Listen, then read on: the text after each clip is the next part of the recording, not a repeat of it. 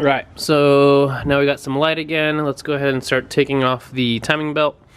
On the tensioner pulley right here on the right, I don't know if you're going to be able to see this, but you can kind of see the hole right here.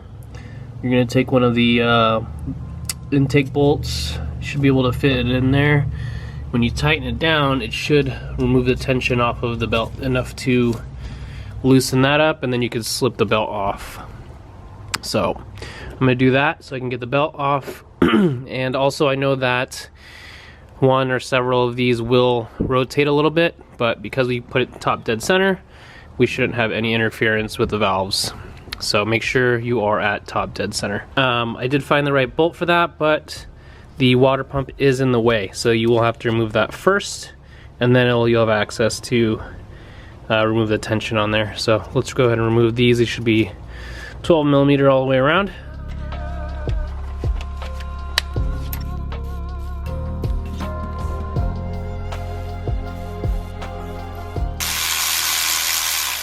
All right, now that they're all loose, there we go. Alright, so now that the water pump is out, you can thread this here.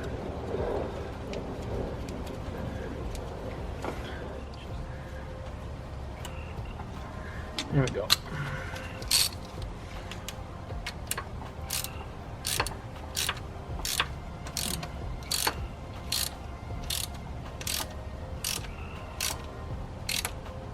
Okay. I think we're all the way down. If you look, that should loosen everything up. Remove this pulley, and that is definitely a 14. These are tight.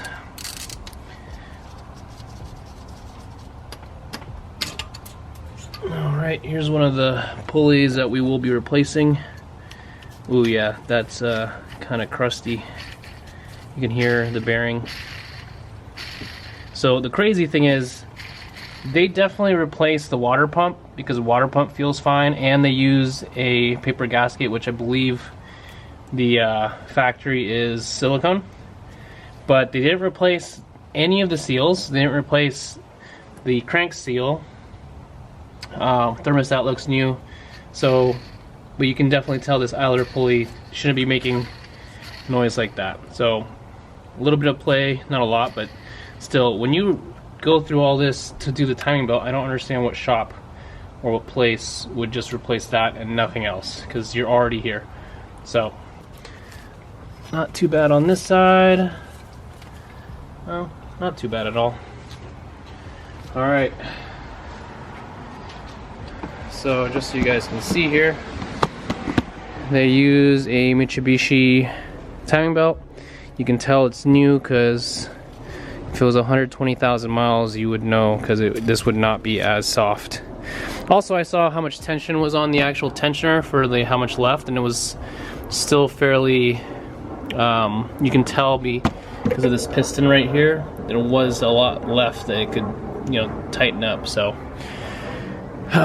but like I mentioned, don't lose your washer for your idler pulley. This bearing was kind of going out. Water pump, it is at least a OEM style water pump. So let's see this bearing. This bearing isn't new either. There's a little bit of play on it. You're not supposed to hear these things. They're supposed to be kind of not as like free flowing too. So that's gonna be taken off. I'm gonna remove the sprocket here, tensioner. We're gonna go ahead and also remove these. All right, so I went ahead and I removed the tensioner pulley, one of the idler pulleys here, and then also the bottom one already. You saw that. For the tensioner pulley, the only bolts you need to remove are these two right here, and then you'll have a stud that comes out right here. So technically these three are the only ones you need to remove to take this off. Yeah. So now that you have space here, I'm going to show you how to remove this. Again, you got to be careful because This right here is cast aluminum. That's your oil pump. If you go too hard on this, trying to back this out, you can crack this and then you have to replace this whole part. So what I'm going to do, I'm actually going to remove these first so that I have some space to use a hammer or like a dead blow to try to remove this off, take this off. But you will most likely have to replace this guy. I'm going to try to remove it without having to drill it because I feel like it's a lot of work. But in the end, you will cause damage to try to remove this for the most part. I'd be very, very surprised if you can take that off without marring it somehow. Just because it's usually stuck on there pretty well. So we'll go ahead and remove these first. I will be using an impact and holding the cam gear itself, just so that that doesn't move. And then we'll go ahead and take these out. I'll show you how to remove the one in here too. For the cam pulley, we're going to do the exhaust side first. It is an 11, so be careful on that. And make sure you hold the pulley. They shouldn't be too tight, but you still see how it moved like that. So that's what I was talking about. It does have somewhat move a little bit there, so that one wanted to move. It was kind of probably on the high point of the lobe. But that's okay, because when we put it back, we're gonna match this up with this here,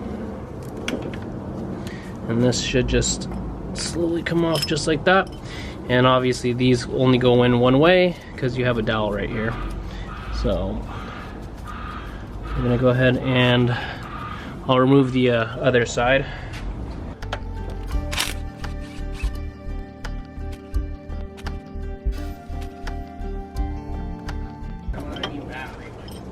I missed it on the camera, but this one also moved to the right. So both of these did the same thing where they're kind of in the middle of a lobe.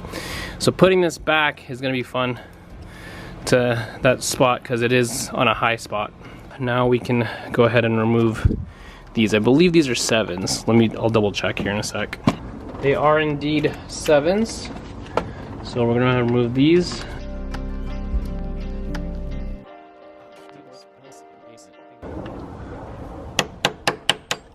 There we go.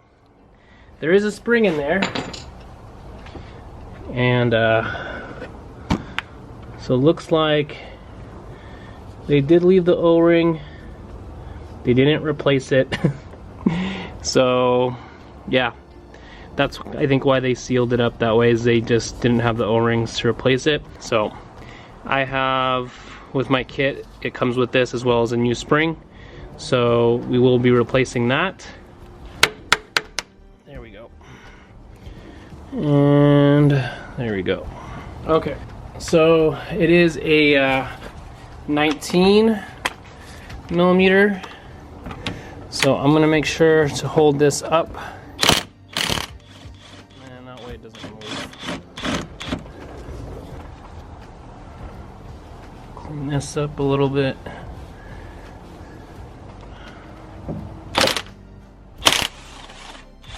Take this off. I'll take this off here.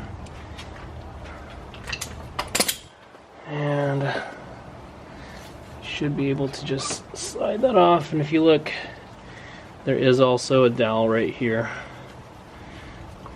as well. Keeping everything kind of organized. I know for sure these matter because they are different as far as a VCT.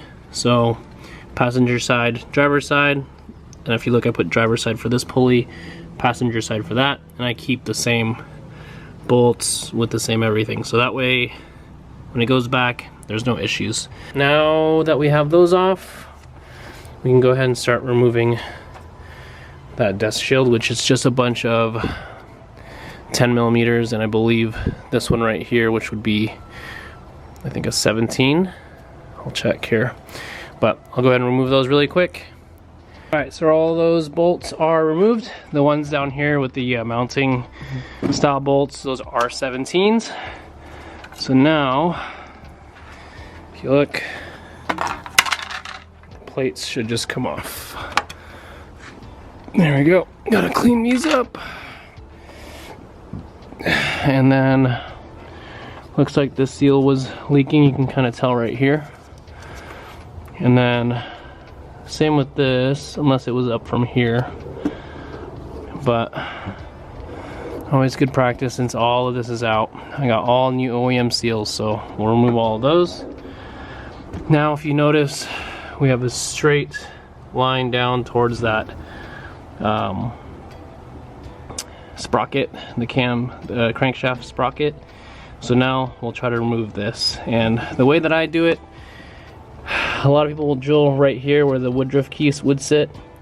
But before doing that, and you know, being super abrasive when it comes to that, I'm gonna try to just pry from this side, just kind of like putting a flathead little by little on both sides, see if I can back it out. Alright, so I'm having a bit of an issue with that, so I'm having a little bit of an issue taking or removing the actual sprocket, so I'm gonna have to come back to it and reassess another plan, because unfortunately, yeah, that's not coming off. I did want to test out my seal puller. It's gonna work fine on the intake cams, because if you look, there's a space here that you can actually get under. Actually, I should just do this one right here. So once you get underneath it, just make sure you get just above the seal itself, and then you should be able to just pop it out. I already did this side. Here, let's see if I can do this. So just get underneath, and then there you go, just like that. So that's a lot easier on this side, but you're not gonna have much space on these ones here, so I'm gonna have to either grind this down or do it a different way. So, well, we'll figure that out when there's more light again. Alright guys, so I had to do what I did not want to do, which is basically I started off with some good drill bits that I had, drilled a couple holes straight through. Wish I recorded, but honestly I was just super frustrated with this thing. As soon as I drilled through, I took the Dremel and slowly went at it just to make sure I didn't hit the actual crankshaft. And you want to start where the woodruff key is, because there's going to be more space between there, making it less likely to actually score your crankshaft. So I should be able to remove this now. Hopefully, I think I can see the light at the end of the tunnel. I've been at this for almost 3 hours. It's ridiculous. All right. So if you look, it is moving already here. So I'm hoping that's enough. I was able to get the puller on. Hopefully it stays on.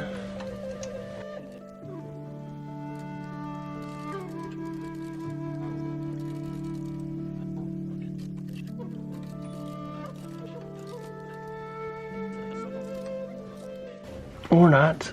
I'm gonna have to open this up probably. Oh no, there we go. Ah, you piece.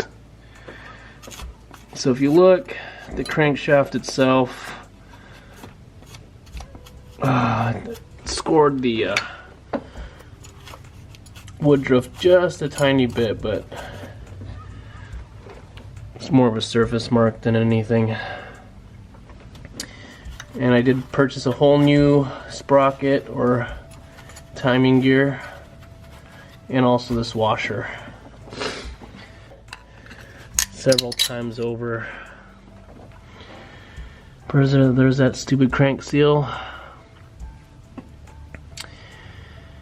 And yeah,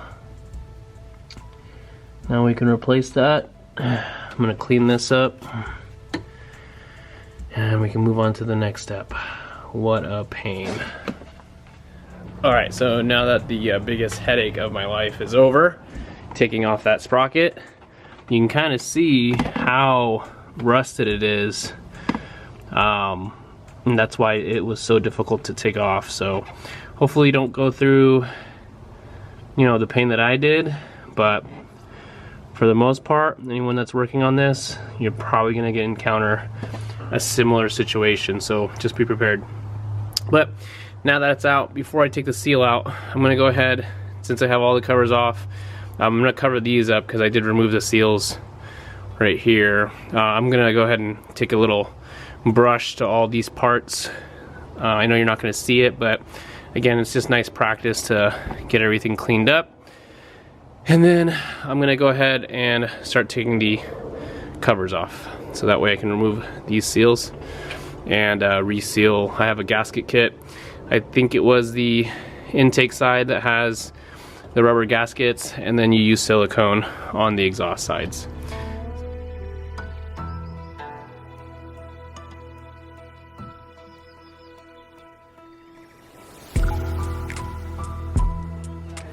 Took a lot longer than I wanted to take, but that's pretty much as clean as I'm gonna get it. I went with a wire brush on my drill just to clean up all the mating surfaces that I'm gonna be, like for the coolant pipes and the water pump. I wanted to make sure it had a nice clean surface. So that's all wire brushed, and yeah, we can start on the valve covers. All right, so I'm ready to remove the valve covers. If you notice, you will have to remove your center, I'm not sure what this is called, but it's basically a center plate for that houses your spark plug tunnels here. I'll show you here. Looks like this when you take it off, held by 4 12mm bolts. Don't lose your little grommets here, and it basically just seals the spark plug area from debris. The intake the intake cam covers are off. Those are obviously going to be super easy because they're right up top.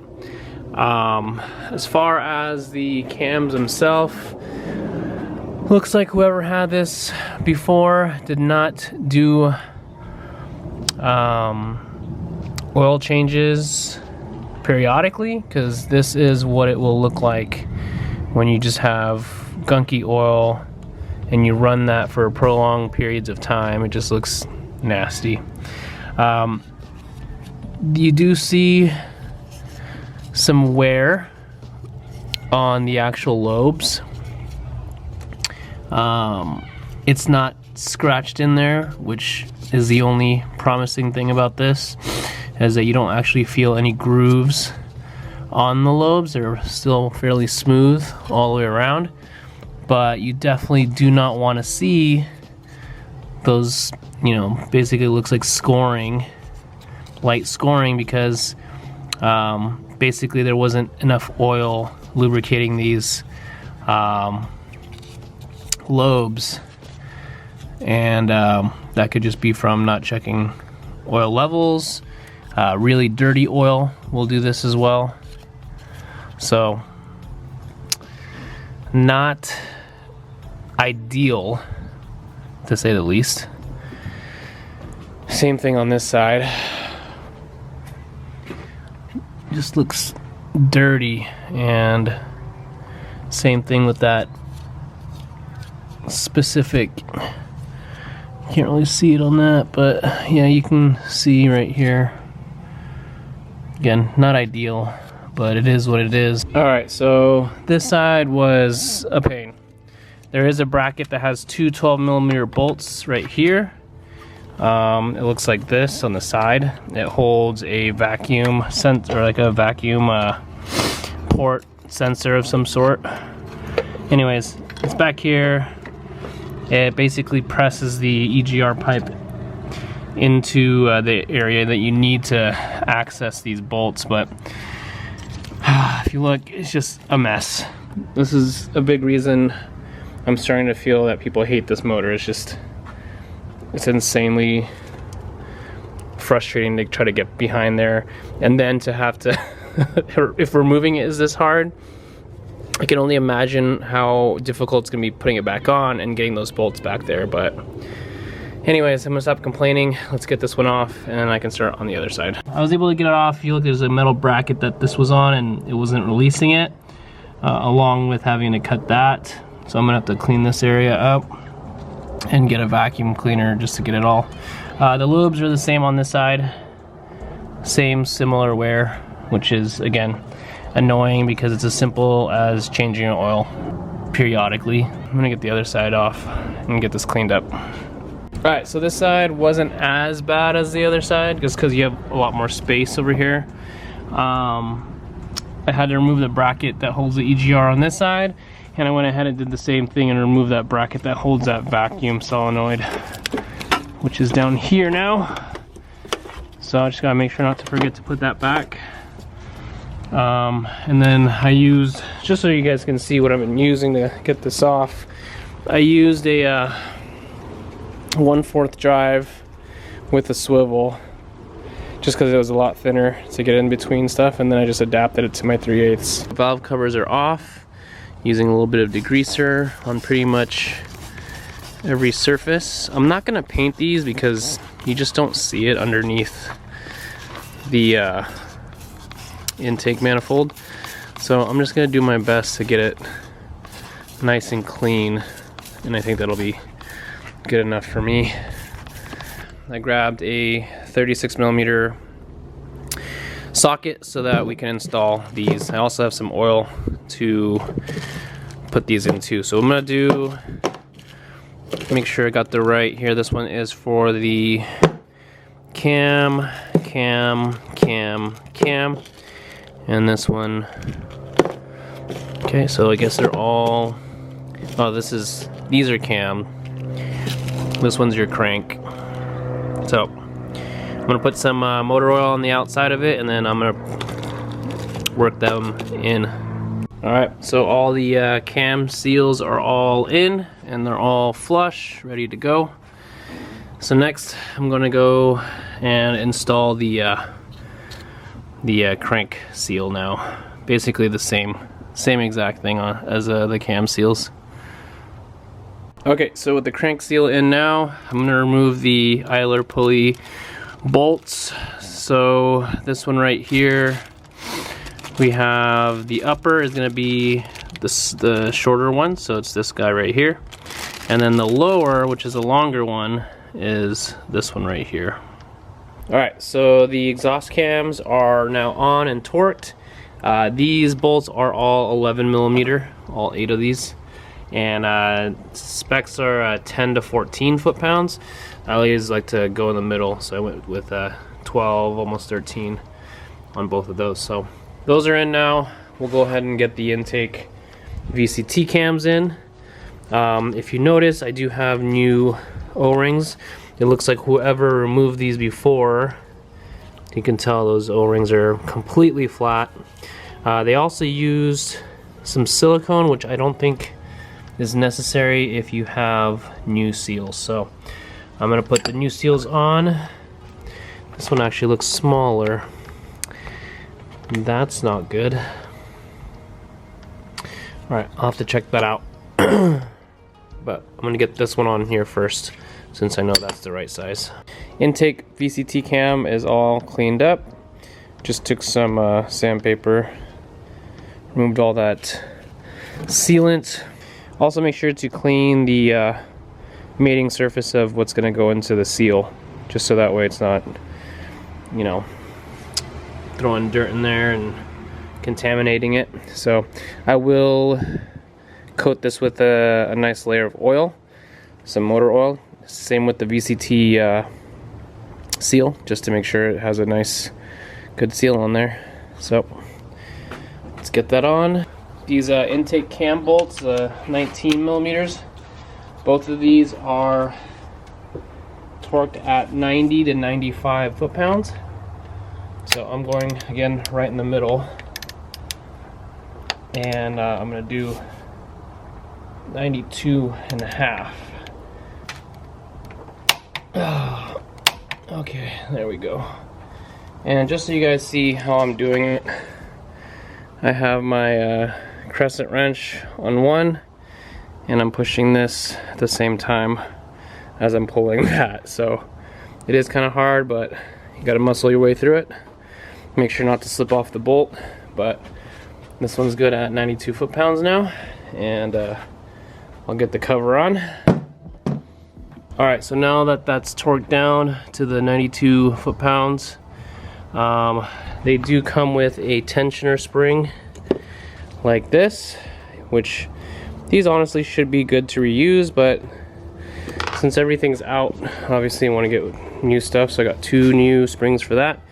And this is, come on, this is the part number for those spring tensioners.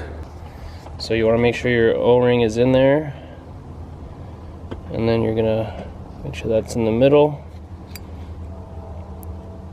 and we're gonna push this in here. A few threads on there so she's flush,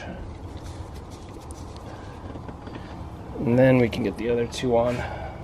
So I'm just gonna do a quick tighten with those, and then a little bit with the 7mm wrench, and that should be perfect.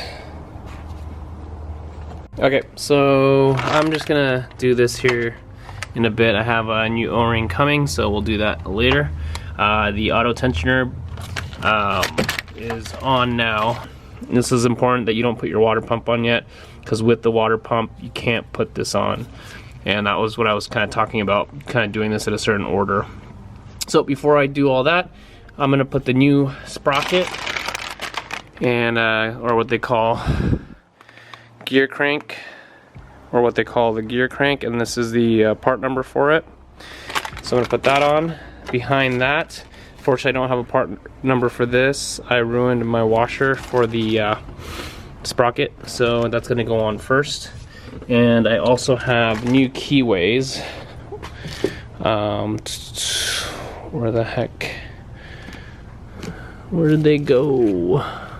And here's the part number for the new Woodruff key for your crank. So I'm gonna put that in. Well, first I'm gonna put the washer in, and I'm gonna make sure you sand this down the best you can.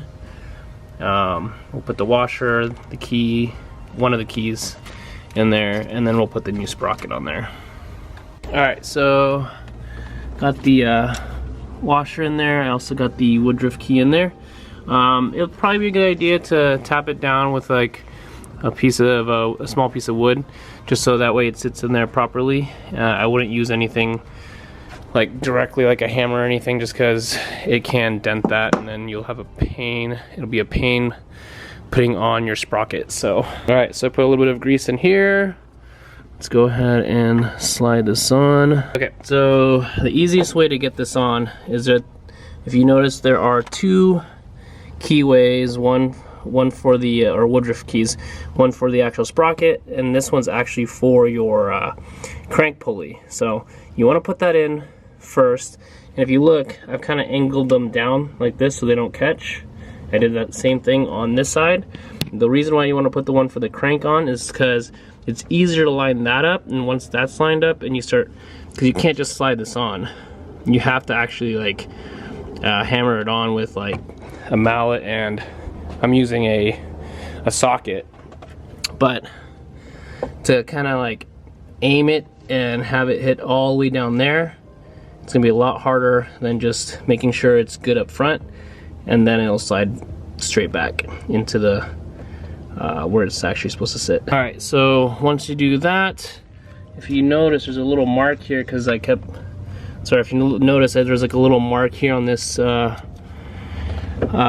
Woodruff key, which kind of sucks. So I'm gonna have to take that out and sand that down a little bit, because what happened was I thought that the keyway would go down on its own, it did not. So you have to tap the back end of this so that it sits flat once you get to that point, and then same thing with the back, and then it'll slide through. Like I said, I was assuming that just hitting it, like hammering this in, or using the dead blow mallet and hammering this in, that it would make this keyway sit, but unfortunately it notched it. So I'm just gonna take a little piece of sandpaper, sand that off, and it should be fine. All right, so the upper pulley is the shorter, and then the longer one is the lower pulley right here. So these are torqued down to it says here idler pulleys 32 to 43 foot-pounds. So like I said, I like to go in the middle, so I'll probably put this down to about 37 or so. So I'll tighten those up, and then this again I'm still leaving that loose for now until I get the belt on, and then we can get the cams in the right spot, and I'll show you guys where to line these back up. Alright, so when you're putting your idler pulleys on, make sure you have your washer on there as well, and everything looks to be spinning nice and free and completely quiet. This is the part number for the timing belt. So with these, I tend to always like just to go with as much OEM stuff as I can. Don't mind this. I'm just waiting for the O-ring to come. I did have to order a new one, which I'll give you guys a link for that once I put it on again. But for the belt, that can still be off. These are already torqued, so we can go ahead and put the belt on. So on your passenger side, you'll notice that the timing marks are not in the right spot, so I'm gonna go ahead and grab a crescent wrench and move them to the right area. Okay, to get the timing belt in the right spot, you're gonna see the actual part number and everything on this side, on the passenger side, and then you'll also see where it says front, obviously pointing to the front. Notice that this isn't here yet. I'm just getting in the right position because eventually I'm gonna move this pulley right here, and I'm gonna get a clamp and clamp it down. The same thing over here. If you notice, these are already, you have lines on the belt to where they're supposed to go. So I'm gonna focus on the top parts then afterwards, and we can make sure that the bottom, because there will be one more down here, and there's a little notch on the sprocket that shows the top dead center. So I'm gonna give this a little bit of slack, so that way we can rotate this, but it is in the general area that's supposed to be in. All right, so I moved the intake cam over, so if you look, that line now matches up. I'll show you guys after here so you can actually see it, because it's kind of hard to see with this clip here, but if you guys have these little clamps like this, it helps a lot to keep it where it's supposed to. So if you look, that one is where it's supposed to be, and I had that here. Again, be careful when you're doing this, because you will have to crank it over, hold it with one hand, and then go flip your wrench and do it the other way. Once you get closer to where it's supposed to be, it will ease up on you. So the belt from here goes like this, and then now you can see that these, we're gonna make sure that these are where they're supposed to go too. This one matches, so I'm just gonna have to move this one just a little bit over so that I can get it on this spot right here.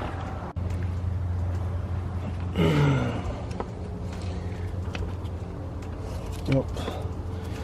I might need another clamp here. That way I can move this one just a little bit, just like that. All right, so now you can see this is in the right spot, and these are in the right spot. So now I just gotta work on this one down here, which is gonna be a lot harder to see because I don't think, so there's no marking right here, but I'm gonna make a little, where the line is, I'm gonna put maybe like a paint pen in the middle where it's supposed to go, so that way I can see it from the front, because I won't be able to see it down there. Alright, so what I did for the sprocket, just grab a little paint pen, and you'll get it, let's see if I can get this to focus. You'll get it right on the edge right here between these two notches, So that way when it's down here and you can't obviously see the backside of the belt, you'll still be able to see the side of it, and it will match up with this little dimple right there. We're matching it up with that on the sprocket.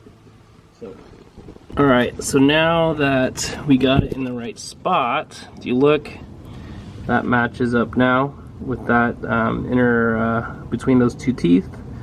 You might have to get your bolt back in there, kind of tighten it up, and using the belt to like keep the crank from moving, so you can tighten this up enough where you can kind of go back or forth on where you need this to sit. Alright, so now that everything is clamped down, as far as where the timing belt is supposed to go on each of these timing marks on the cams, and also down here, what I did to get this belt on, if you look, there's a pivot bolt right here, a stud on the block that your tensioner pulley goes on. Just put that in, so that way you can actually move your tensioner pulley around. I did tighten up so that there was still about like 3 millimeters left of space up here. So this is that bolt I'm talking about. You tighten that up to give yourself a little more tension. Now you should be able to wedge like a pry bar between here to give you some space, and then you can slip in a bolt on this side right here. I'm gonna try to do it. I don't know if that shows it, but that might be able to just go in without even trying to pry it. So let me try that. So by tightening this down a little bit to get rid of that tension, if you look, the piston is almost gone from there. I was able to just slide this in, one of the actual tensioner bolts, and without any pry bar or anything like that. So I'm going to get the other side in as well, and then we're going to loosen the automatic tensioner bolt adjustment right here, so that way we can put the tension on the timing belt. Okay, so I retract my previous statement. You're able to get this bolt in, but this side you do have to pry from here over, so that way you can actually have your tensioner, your auto tensioner in the right spot. Now, you do want to put tension on this when you tighten it, because when you loosen this bolt, to relieve the tension, you should only have about, I'm gonna read it again, I believe it said 3 to 4 millimeters on this. And the reason why is because over time when your belt stretches, this will start to obviously create tension, and the space between the actual housing and that arm, they start to go further apart. So you want as much of that auto tensioning as possible. If you leave it like this and tighten it down without any tension from here, you're losing out on a lot of that spring. So I don't know if that makes sense, but again, add some tension here and then tighten it down. There's a little bit of play on these bolts on the tensioner. If you look, they're oversized, just like this, so that you do have that ability to move them. Okay, so once you get that on there and you feel like you have enough space, which I'm gonna let go of this tensioner bolt here. Before I do that though, I did torque down these bolts. On the auto tensioner, the bolts are only 12 to 15 foot-pounds, which I honestly feel like it's very little, but in the end, I'm gonna go with what the manufacturer says, because they know best. And so those are torqued down, and now I can slowly release the tensioner bolt here. But before that, make sure, again, now that I have all the clamps off here, so on all your intake and exhaust cams, if you look, the markings on the timing belt still match up, and down here you'll see the dimple is still where my marking is, so everything looks good.